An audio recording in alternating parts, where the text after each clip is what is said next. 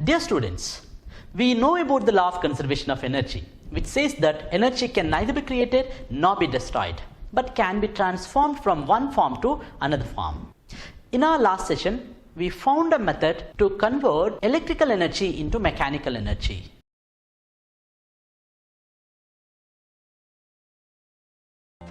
In the previous session, we learned the fact that a magnet can give us mechanical energy either by attraction or by repulsion. So, we can replace a magnet by an electromagnet, and also found that these electromagnets can give us mechanical energy. The direction of mechanical energy depends on the direction of electric current and magnetic field. In order to find the direction of mechanical energy, we made a rule called as left-hand rule, and this left-hand rule helped us to get the direction of mechanical energy and also the direction of the charges moving inside a conductor which is placed in magnetic field. Applying this left-hand rule to a rectangular coil kept in magnetic field, we were successful in designing a device which could give us rotational energy from electrical energy. This is generally called as motor. A motor uses electrical energy to give us mechanical energy. This motor is helpful in many of the devices that we use today. That is, they use electricity to give us mechanical energy.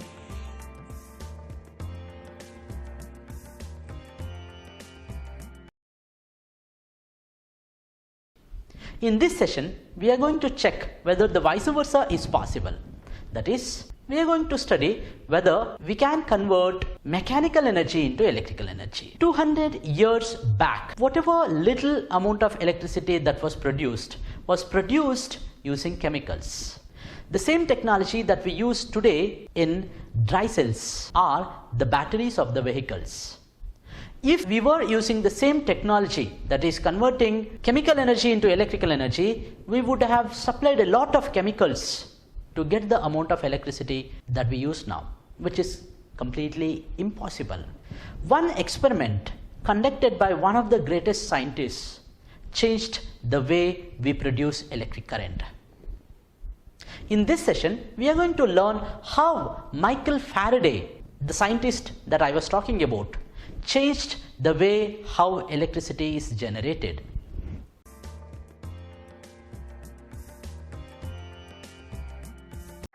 We are looking at a galvanometer here. Galvanometer is a device which detects even a small amount of electric current.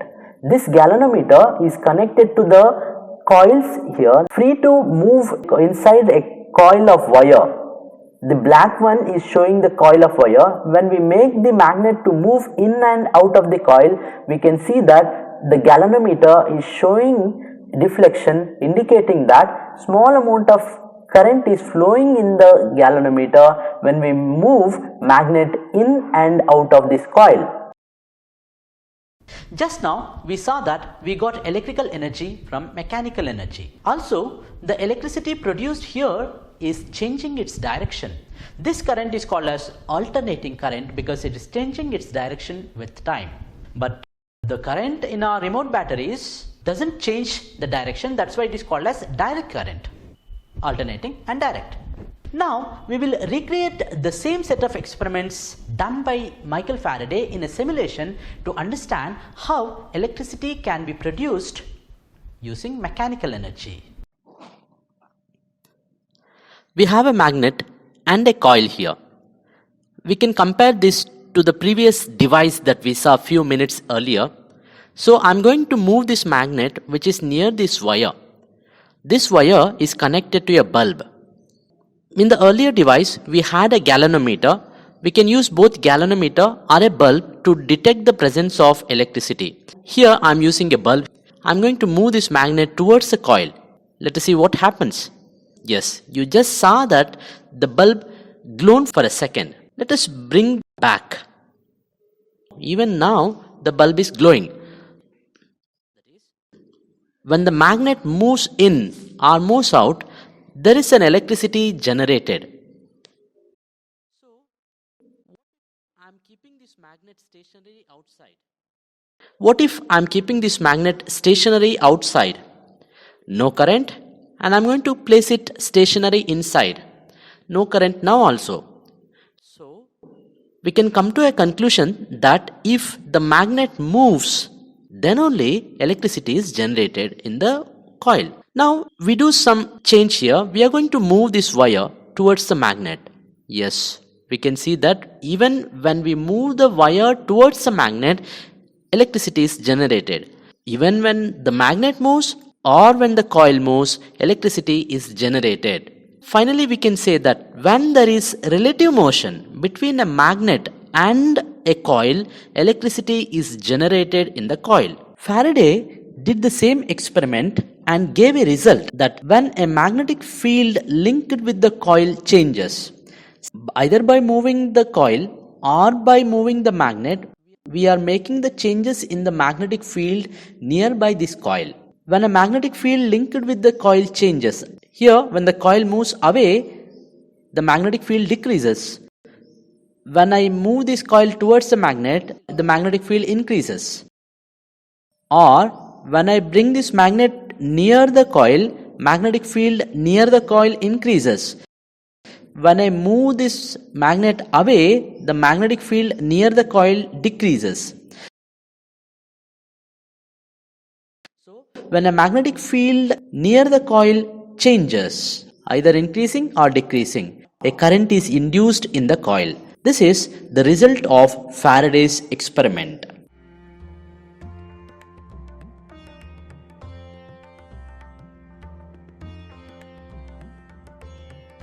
Now, we will improvise the experiment done by Faraday and see what happens to the current that is induced. I'm going to increase the number of loops in the coil. We use 3 coils here. Keep looking at the current. What happens to the amount of current when 3 turns are used? We could see that the electricity generated when 3 turns are used is more compared to the electricity generated when 1 coil was used. I'm going to decrease it again to verify it. I'm going to make it 1 coil. Let's see what happens. The amount of electricity generated is less. So we can say that the induced current depends on number of turns in the coil. As the number of turns increases, the current in the coil also increases.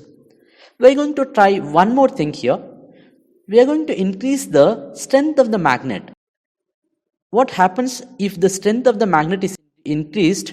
I'm going to keep the turn as 2.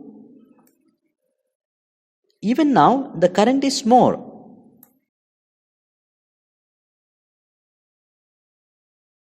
I'm going to make this strength less. The current is less. So the current will be more if the strength of the magnet is more. Or in other terms, if the magnetic field changes more, the current induced will also be more. We are looking at one more factor here. Let us increase the radius of the coil. Yes, now we increase the radius of the coil. We are keeping the turns as 2. I'm going to change the magnetic field. I'm going to bring the magnet near the coil. Now we can see that the current is less.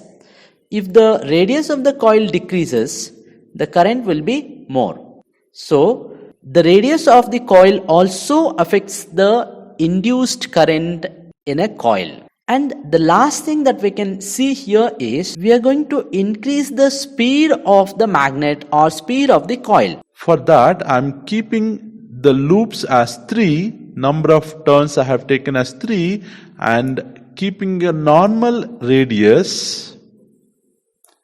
Let's see what happens if we move the coil or magnet slowly towards. The current is less. What if I increase the speed of the magnet? Now we can observe that when the speed of the magnet is increased, the current induced will be more. I'm going to keep the magnet stationary and move the coil. Move the coil quickly. We can see that when the coil is moved quickly, the current induced will also be more. So the last point that we saw is if the magnetic field changes quickly, the current induced will also be more. Or in other terms, the induced current depends on the rate of change of magnetic field linked with the coil. These are the four factors on which the induced EMF in a coil depends. From the above activities, we can say that the electric current that is produced depends on the strength of the magnet that we use, the number of turns in the coil, and also the relative speed between the coil and the magnet. We can also say that the rate of change of magnetic field. From Faraday's experiments, we observed that mechanical energy can be converted into electrical energy. This process involves three directions: the direction of magnetic field, the direction of mechanical force, and the direction of electric current.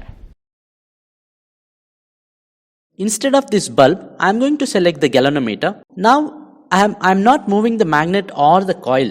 What I am doing is I am going to flip the polarity of the magnet. Let us flip the polarity and see what happens. Yes, you observed that when the polarity of the magnet is changed, earlier north pole was near the coil and south pole was away. Now I am going to flip the polarity. Now south is near and north is away. Keep looking at the sign here, the deflection of the galvanometer, in which side it gets deflected. When the polarity changes, the direction of deflection also changes. So the direction of the current is changing when the magnetic field direction changes. So there is a link between the direction of magnetic field, that is motion of the conductor, and the direction of the current induced. In order to find the direction of electric current which is produced, we use a rule. This rule is known as Fleming's right hand rule. Now let us place a conductor perpendicular to the direction of magnetic field.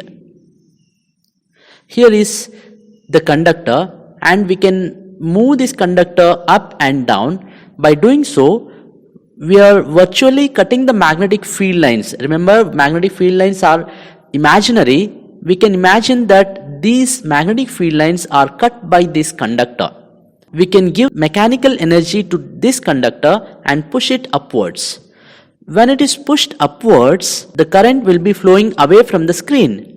We know that magnetic field lines are from north to south. The conductor is moving up and the current is moving towards us. Therefore, these three directions are mutually perpendicular to each other. We can simply relate this by a rule which is called as right hand rule or Fleming's right hand rule, which says that when we stretch the first three fingers of our right hand mutually perpendicular to each other, the thumb, forefinger and the mid finger. The thumb shows the direction of force, motion of the conductor.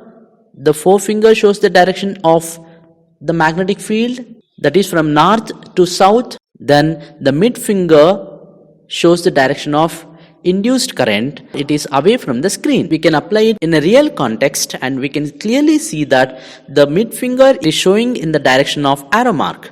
The push is upwards. What if we push the conductor downwards? Obviously, the current should flow in the opposite direction. We can apply the same rule here by changing our fingers in different directions.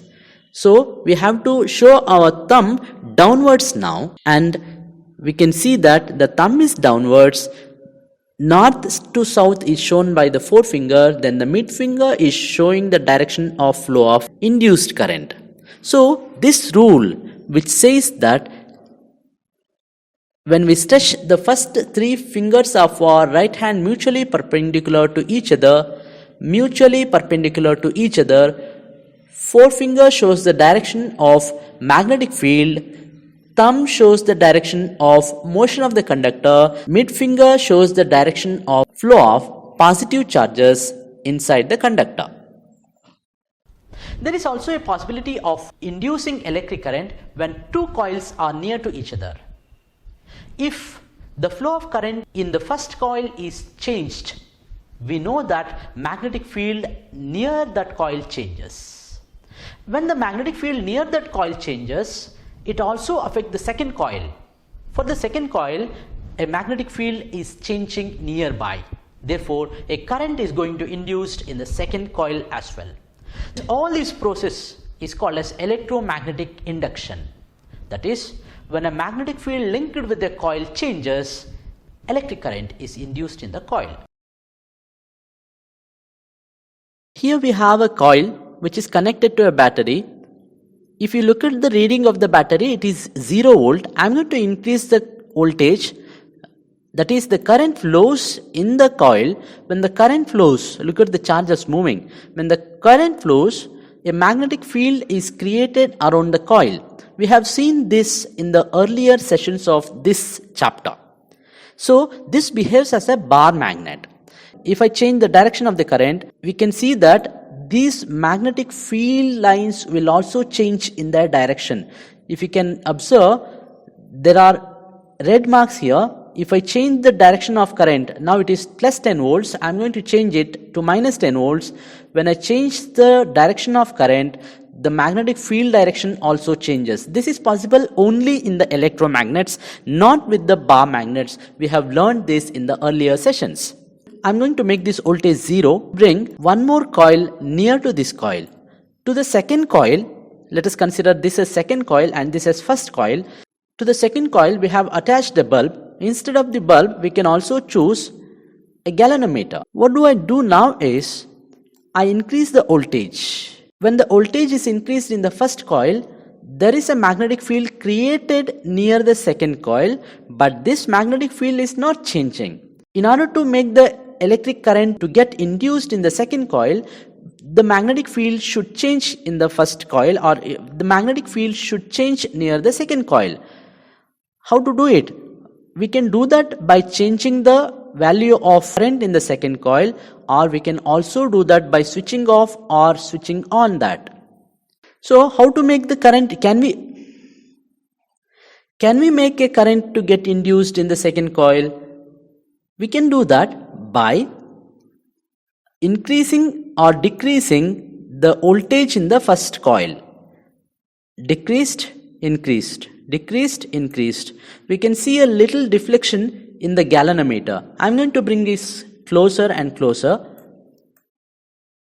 See, when the voltage is increased and decreased, there is a fluctuation in the galvanometer indicating that when a magnetic field linked with the second coil changes, a current is induced. This type of induction is also called as mutual induction. In the previous sessions, where we were studying about motors, we supplied electrical energy into the coils to get rotational mechanical energy. We use the same setup here, supply rotational mechanical energy and check whether we can get electrical energy.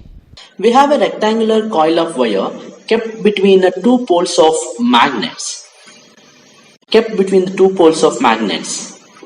And the armature has a pink part and blue part of the wire. Let us rotate the armature in clockwise direction. That is, the pink moves up, blue moves down. In order to find the direction of electric current which is induced, we can make use of right hand rule. The thumb, mid finger and the forefinger show mechanical force, magnetic field and the direction of induced current. We can apply this rule to different parts in this armature. The forefinger here shows the direction of magnetic field, mid finger shows the direction of current induced and the thumb shows the direction of mechanical force. First, let us apply this to the pink part and then to the blue part. Now, the thumb is showing up, the forefinger is showing the direction of magnetic field from north to south, then the mid finger is showing the direction of current. We can also apply the same rule to the blue part. The blue part moves down, therefore the thumb should go down. The same rule. thumb will go down, mid finger shows that the current is moving towards us. So at two parts, the current is moving in two directions. One is away from us and the other part, the current is moving towards us. In the pink part, when the thumb is up, the current is going into the screen. In the blue part, it is moving out of the screen. So we can mark this with arrow marks. Here it is. The current is moving from pink, then to yellow and to blue. Remember, no current is induced in the yellow parts of the wires because they are along the axis of magnetic field lines. The current moves from one part of the wire to other part. When the armature is perpendicular to the magnetic field lines, the current induced will be minimum. In the second half rotation, the current changes its direction. In the second half rotation, the current moves from blue to pink. As long as the armature keeps on rotating in the clockwise direction, you can observe that the direction of current is also changing. We can connect this to external circuit. We connect this to a bulb or to a galvanometer. When we connect this armature to the external circuit, when the armature rotates, the wires may get tangled. We cannot make the armature keep on rotating continuously. In order to avoid the tangling of the wire and to extract the current which is induced, we replace this arrangement by introducing one pair of slip rings. Remember, these slip rings are also two colors. One is blue, which is connected to the blue part of the wire, and the pink, which is connected to the pink part of the armature. These slip rings are then connected to the external circuit through carbon brushes. These carbon brushes only touch the slip rings. So as the current flows in the direction given, it moves from pink part, then goes to the blue part and comes back to the blue ring. Pink ring, pink wire, blue part and comes to the blue ring. When the armature rotates, the slip rings are in contact with the respective colored wires. They do not get tangled now. One wire is inside the other slip ring. Therefore, they do not get tangled. The carbon brushes are touching the slip rings. When the armature rotates, the direction of current also changes. Now the current is flowing in the opposite direction. It is entering from the pink slip ring and the bulb glows. In every half rotation, the current keeps on changing the direction. The bulb keeps on glowing and it gets switched off. So every half cycle once, the direction of electric current changes in the external circuit. The terminals of the battery keeps on changing in the external circuit. That's why this current is called as alternating current or AC. This is the working of alternating current dynamo. This is the working of AC generator. By changing the slip rings into split rings, we can change AC generator into DC generator. In DC generator, the current will flow only in one direction. The current does not change its direction in the external circuit. This generator produces alternating current. That's why this generator is called as AC generator or AC dynamo. We will now see how the block diagram of AC dynamo can be written on a sheet of paper.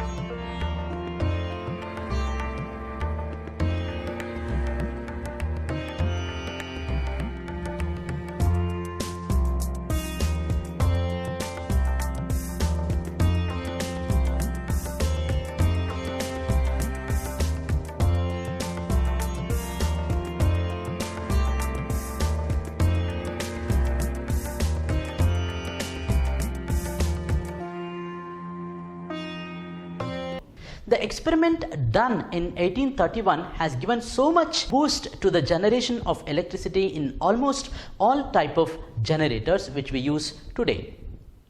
The hydroelectric power stations, thermal power stations, windmills, all of them use the same technology, even in nuclear power plants. Born into one of the most rigid class of systems in history, Michael Faraday changed all that when he discovered electromagnetic induction in 1831. Through his innovative experiments, he found out that by placing a conductor in a changing magnetic field, it would produce voltage across the conductor. In simpler terms, he found a way to cause an electric current, and that discovery was later applied to many devices that we use today. Thanks to Michael Faraday for that simple experiment which changed our lives so much. Dear students, after learning so many things so far, let us look at some questions and evaluate ourselves. The device used for producing electric current is called a generator, B galvanometer, option C ammeter, and option D motor. Answer for this is generator.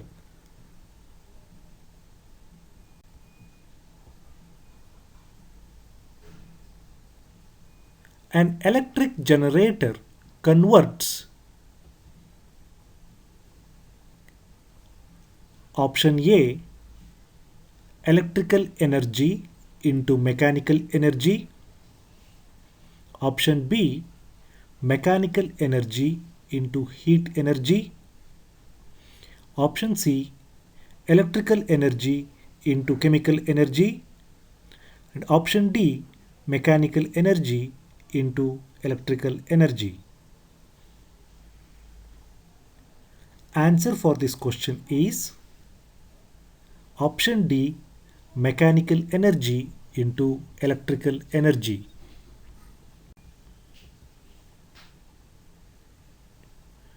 We can induce the current in a coil by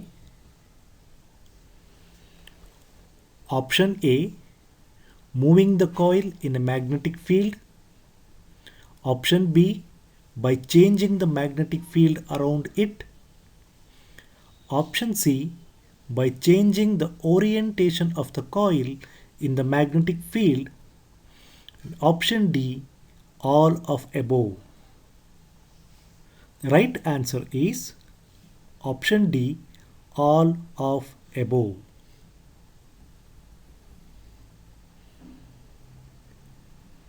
AC generator works on the principle of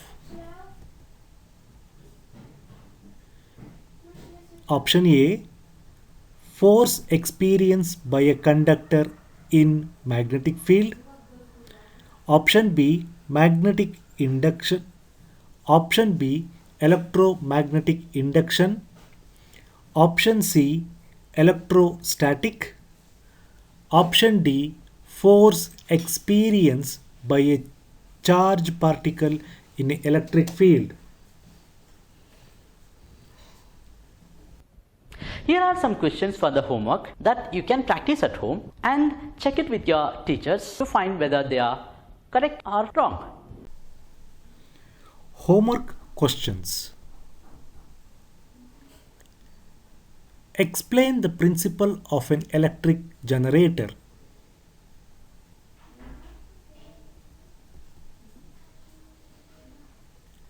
An AC generator converts dash energy into dash energy. Draw the labeled diagram of an AC generator.